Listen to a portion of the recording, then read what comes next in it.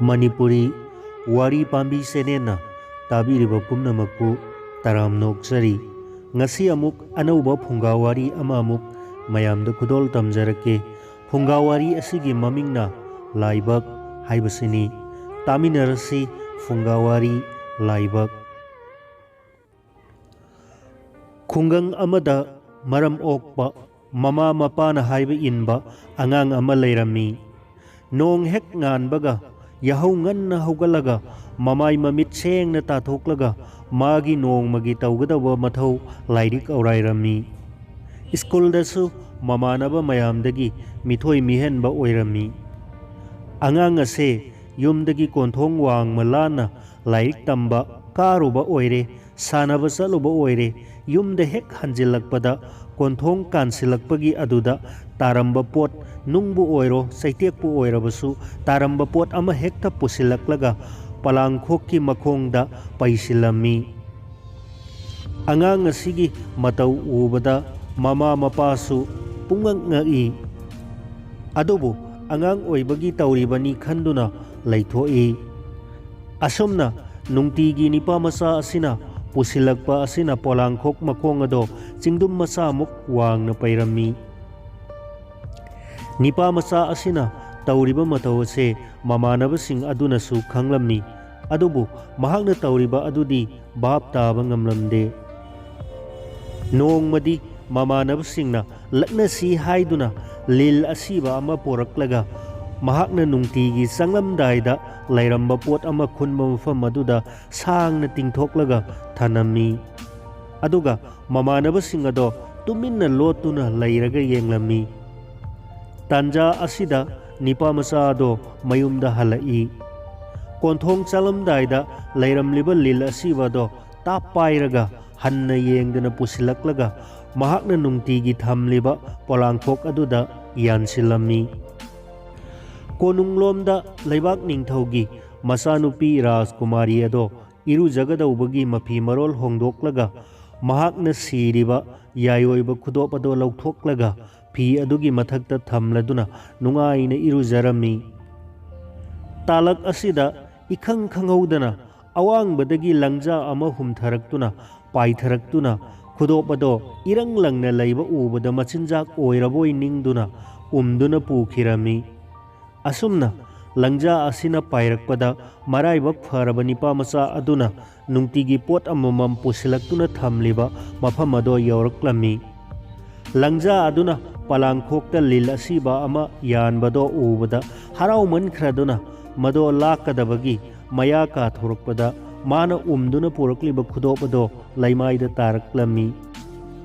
Asumna langja aduna khudopado thadaramlaga lilado puduna paikhirami. Somdana kamdauri Rajkumari asina irujaba loiraduna mafi marol hongdokle khudop ado thirakpada thiba fangdre. Matam asida Rajkumari kokchaubi kai aina irujaringaida kana changlakpage wakhal tawbada kanagumba amata changlakkiba ukhiramde.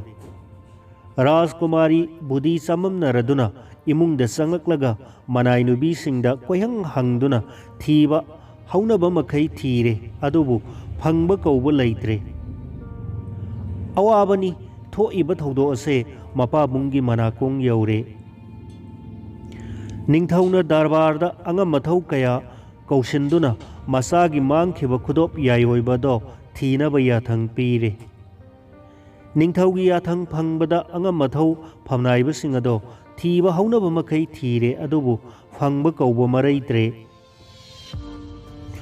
Ningthauna yathang kayamuk lauthorakle Laibak asida lairiba praja pumnamak tagadabani kana gumbana Rajkumari khudop ado puthorakpa ngamlabadi maram charabadi ningthau aigi pukaidagi apamba manamathum pigani karigumba maram chadrabadi ningthau aigi akanba dandi fangani.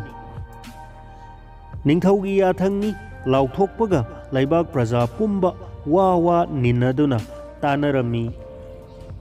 Nongmagi ayukni nipa masa aduna mahakna palangkhokta yankhiba lil asiba ado lairamdaba ubada makhada takhrabra haiduna koyeng yengladuna thirammi. Nipa masa asina asum yenglakpada mahakna yankhiba pot adudi thiba phangdre. Khudop ama irang langna taaduna leirambado urami. Khudop ado hek ubada matik magun yamna lay asamba mina siramgadaba mande khalami. Nipa masa aduna khudop ado khullaga mamada pirami.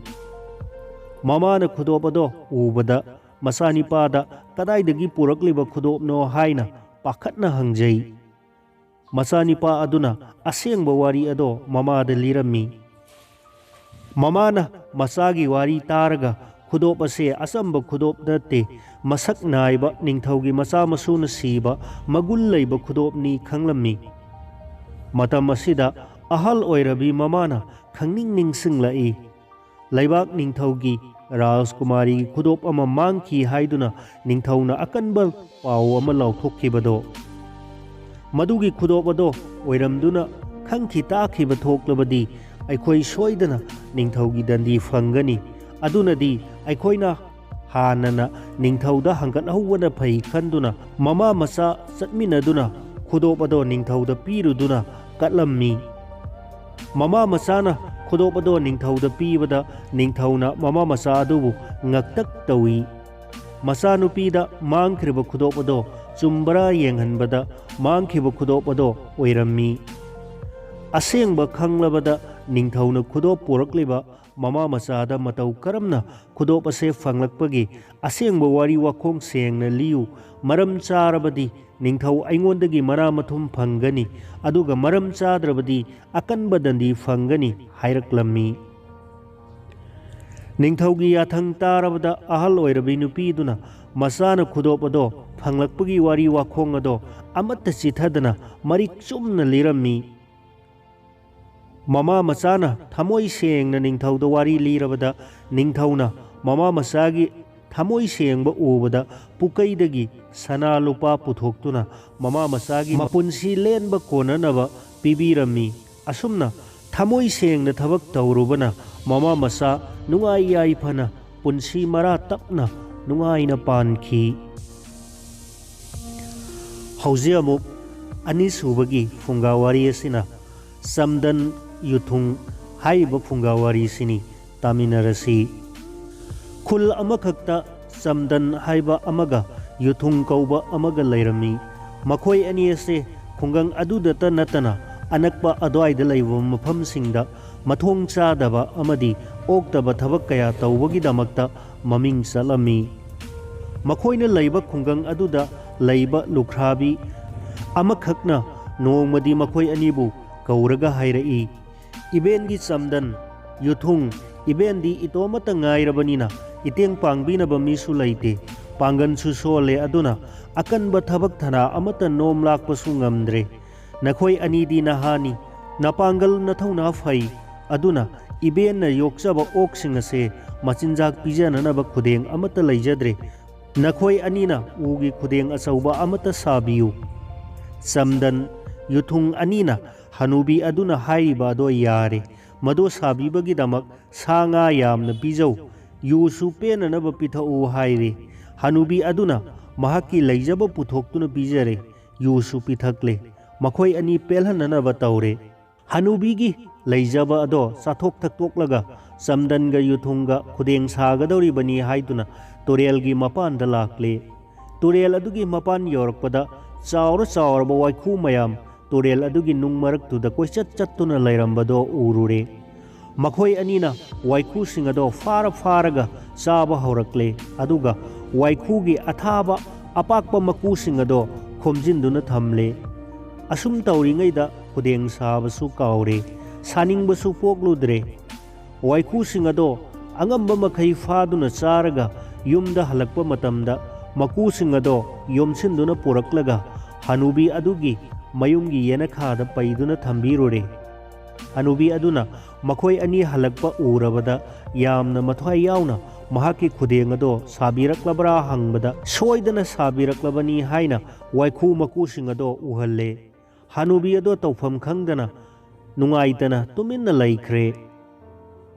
Nongmadi khul adugi manakta leiba turel amagi mapanda khul adugi akhang ahi maibana yaifa thauninabagi damak yen okna singba iratlammi Chamdan ga Yuthung ga anisina iratpagi damakta thongliba singado yamna chaninglammi amasung chaba phangnaba matat ama taurasi haina yanare Chamdan na hairai ngasigi thongliba yensa oksa se chaba phangnaba aihakna torel asigi mathak thangba isingi sarukta leiba lai sarage nangna makha thangba sarukta leiba lai saro ibanimak lai mananaba isa se chuhida luplasi aduga lasingda amuk olurasi asum tawrabadi aikhoi anigi isa se angauba lasingna kupsinduna mina lai oiraboi ningnaragani aina mathaklomdagi korakpada nahakna khumlau nangna makharomdagi korakpada aihak mathaklomdagi khumlakke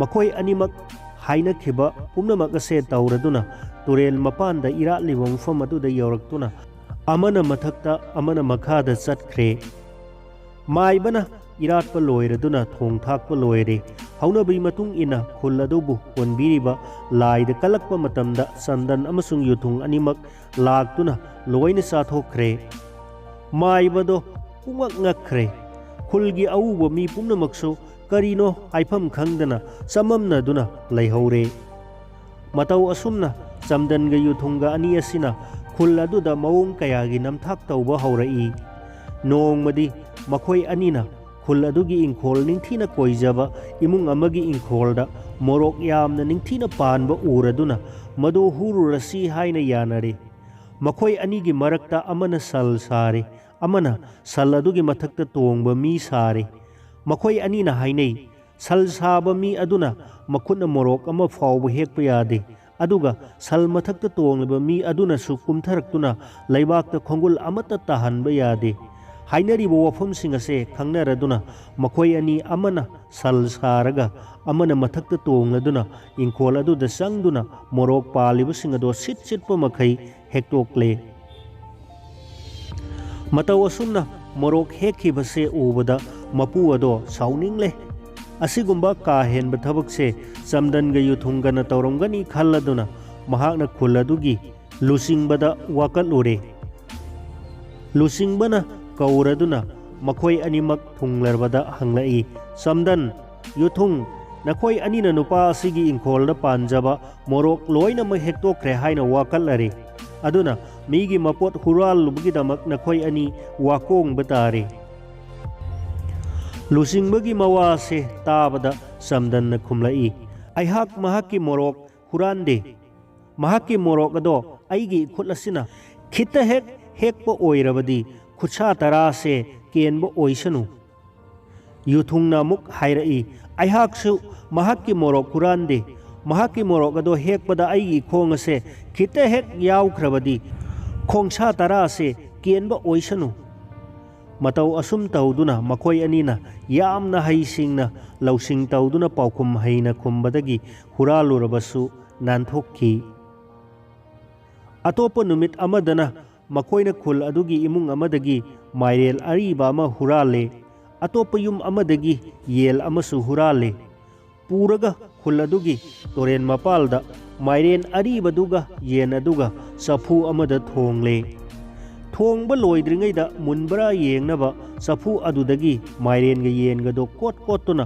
mahau tangba horakle makhoi ani changduna asum kolakpaduda safu ado maningda hodokre mamai thangda makhoi ani ado safu ado hohanbagi damak amana amada taisinaduna yamna saunare khut phawba thoknare phajana phudatnare numit asidagi hauraduna Chamdan ga Yuthung ga tinaba tokre kainakre amasung khul aduda mathong chadaba thabak tawbasu lepkhre